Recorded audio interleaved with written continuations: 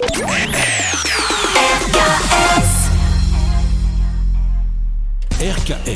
Sport. Hello. En direct. Kaléidoscope. Salut à tous, c'est Kevin et vous êtes sur RKS pour votre émission Rien à foutre, l'émission qui vous informe sur l'actualité footballistique en Isère. Chaque semaine, je vous donne rendez-vous pour parler football et mettre en lumière nos clubs amateurs.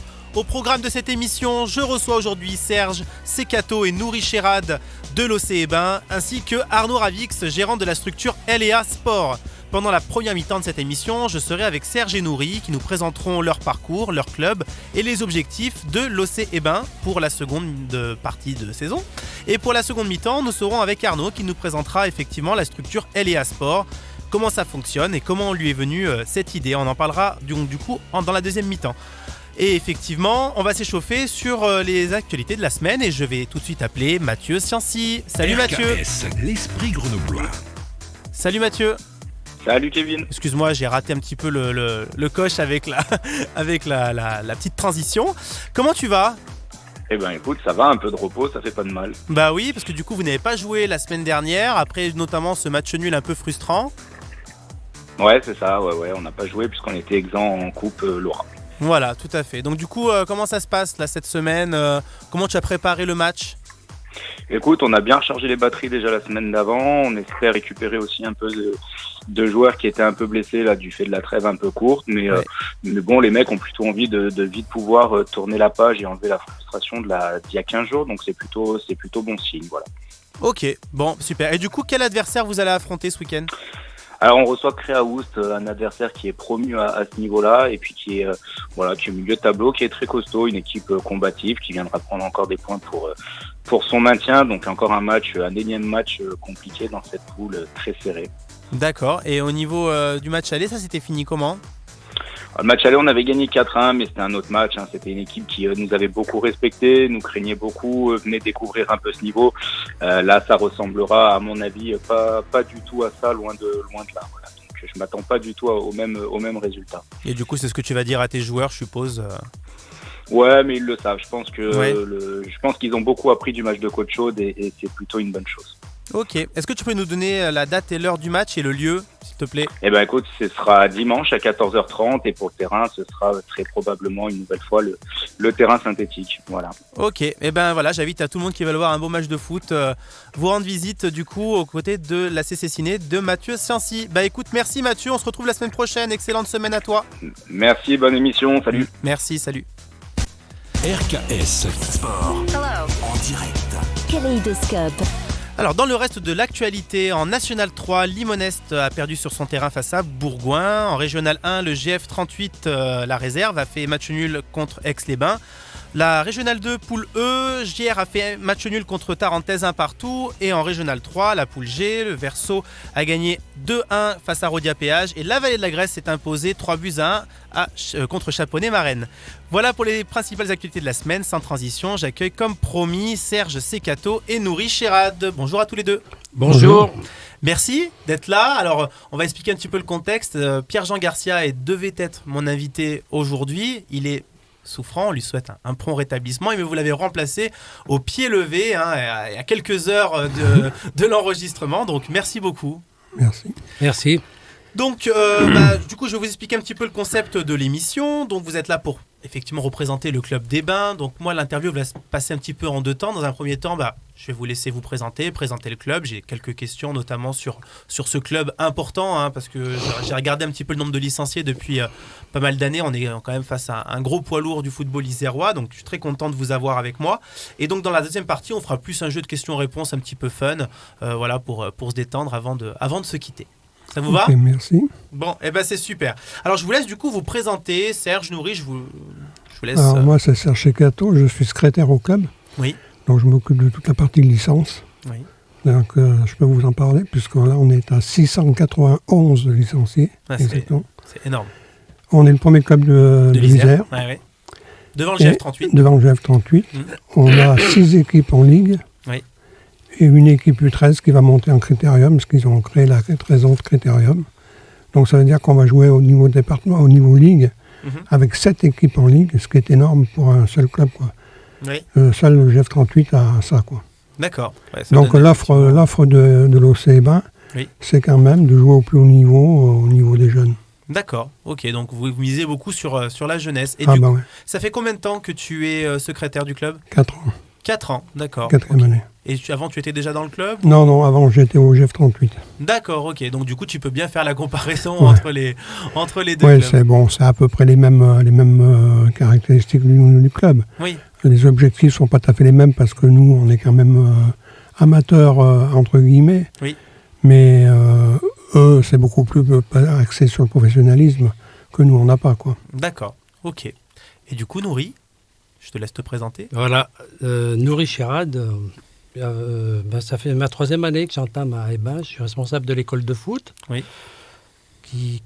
On n'a plus de U6 parce qu'on trouvait que ça faisait un peu trop jeune et puis c'était plus du gardiennage, on va dire. Mhm. C'était trop jeune, donc on a U7, U8, U9 et U10. Donc je suis en charge d'avoir la responsabilité U7, U8 et U9 et U10, avoir un œil, étant donné qu'il y a un responsable qui s'appelle Melvin qui travaille avec moi aussi. D'accord, Chaque catégorie a un responsable oui, et nous, cette personne est un certain âge, qui est père de famille et tout, qui est responsable. Et en dessous, qui a des équipes, plusieurs équipes, donc 3 ou 4 équipes par catégorie, U7, U8 et U9.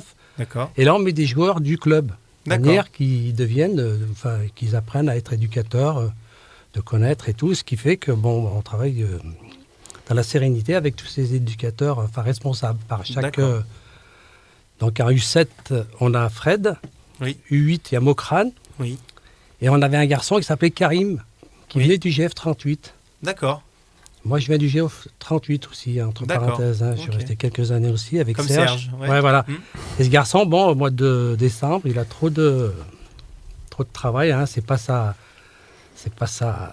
pas avec ça qu'il va gagner Ouais. qu'il fait son salaire, quoi. Donc Oui. il a son boulot. Donc mois de décembre, il m'a dit qu'il arrêtait pour 6 mois, puis il reprendra l'année prochaine. Donc moi, je suis en charge de prendre son poste, c'est-à-dire responsable de U9. Donc ça me donne plus de travail, donc les convocations et tout.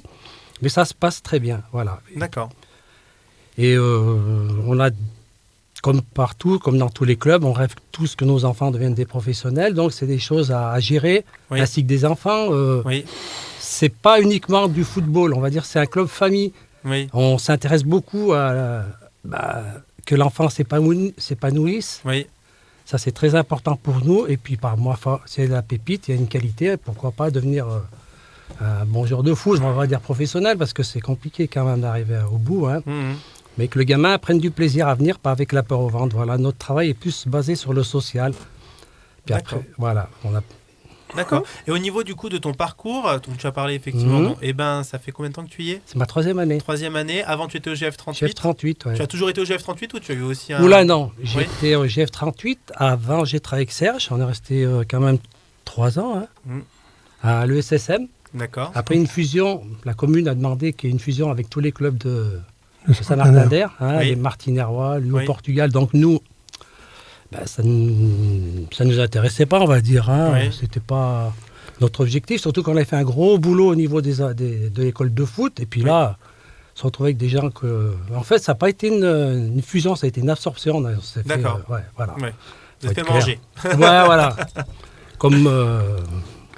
Ouais, ça fait qu'on est parti. On est parti au GF38. Moi, je suis parti au GF38 parce que je connaissais Roger Garcin, Oui, qui m'a attrapé un jour comme ça sur le bord du terrain. Il me dit, qu'est-ce que tu fais l'année prochaine ? Bon, je sais pas. oui, Il me dit, on monte l'équipe 2. oui. Donc, je suis parti avec Tony Improta pour monter l'équipe 2 de Grenoble, qui D'accord. aujourd'hui est un régional 1. D'accord, oui, tout à fait, on vient d'en parler justement. Ils viennent de faire match nul contre Aix-les-Bains. Tout à Ouais. fait. Et du coup, tu t'équipais de quoi dans cette équipe 2 Tu étais dirigeant Dirigeant, ouais. Ouais, d'accord, donc tu accompagnais l'équipe. Voilà, c'est ça. D'accord, ok. Et qu'est-ce qui a fait justement que tous les deux vous avez quitté ce club du GF38 pour aller à Hébin ?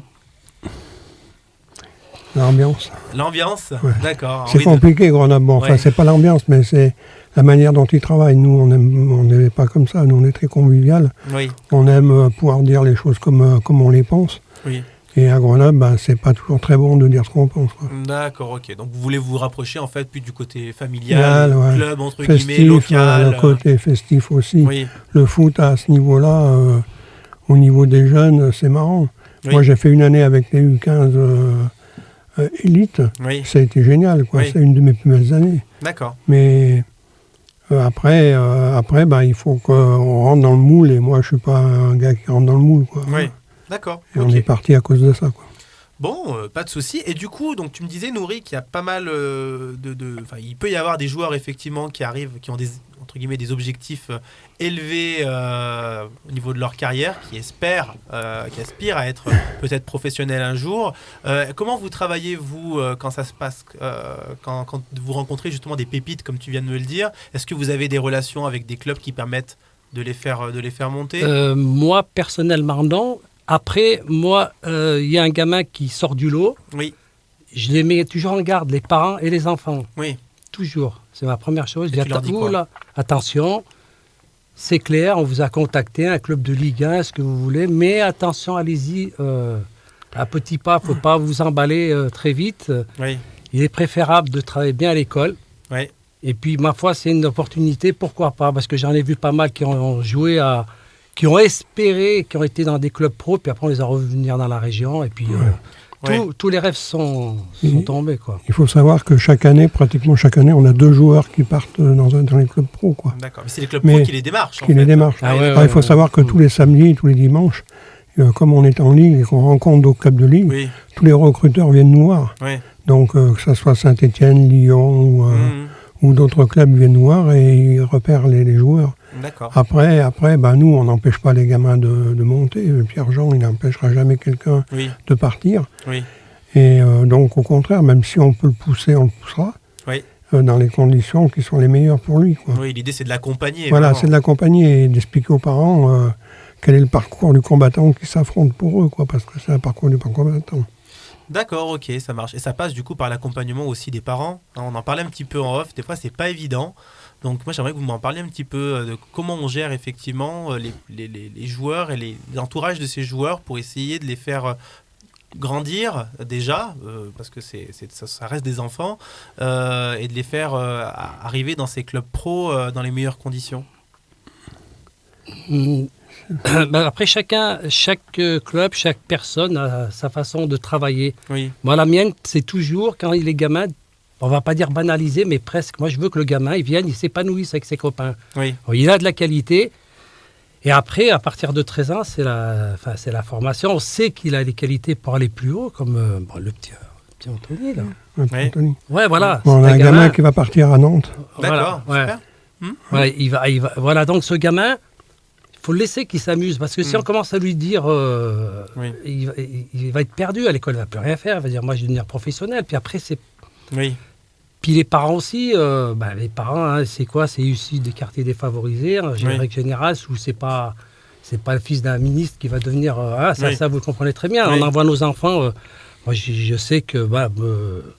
je comprends les parents qui pensent que leurs enfants vont devenir des grands joueurs, des professionnels, mais il faut savoir qu'après, à la réalité, ils n'y arriveront pas. Il ne faut pas rêver. On vient d'en parler il y a 2 minutes.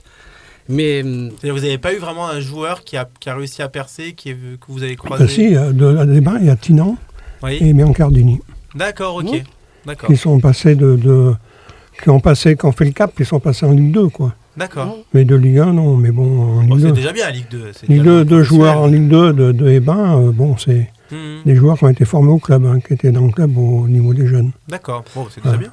moi, j'ai mon cousin qui a joué en Ligue 1. Oui, Il joue à Nice, dans le GC Nice. Il Oui. était pro. oui. Il était international algérien. Il a joué à... Oui, c'est un attaquant. Ouais. Ouais, je me souviens. Voilà, donc c'est un gamin, moi je l'ai vu, j'allais à Échirol, il traînait sur une jeune ténard sur la butte, la Morvonnais, il courait après le ballon à 8-9 ans. Oui, On voyait déjà que... Puis il y avait... j'allais voir souvent Pascal Di Tommaso, qui est connu, puis c'est un garçon qui est agréable, qui est apprécié dans la région. Et puis il me disait, tu vois, lui, c'est impossible qu'il rate une carrière de pro et devenir pro. oui. Puis le résultat, après, c'est bon... Il faut savoir que la route a été longue, il s'est battu le gamin. Ah, il est arrivé au bout. Oui. Il est arrivé au bout. Et pour arriver là-bas, c'est pour ça que je mets toujours en garde les parents. Pour arriver en haut, c'est pas...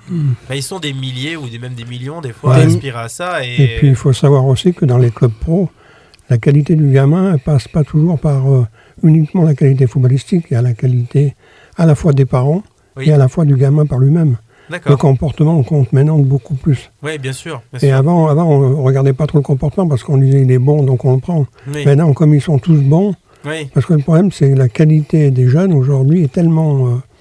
il y a tellement de jeunes qui sont capables d'aller jouer au bon niveau Oui. qu'aujourd'hui, on va pas garder un gamin si les parents ils sont casse-bonbons, quoi. Oui, Voilà, oui, bien sûr, bien grosso sûr. modo.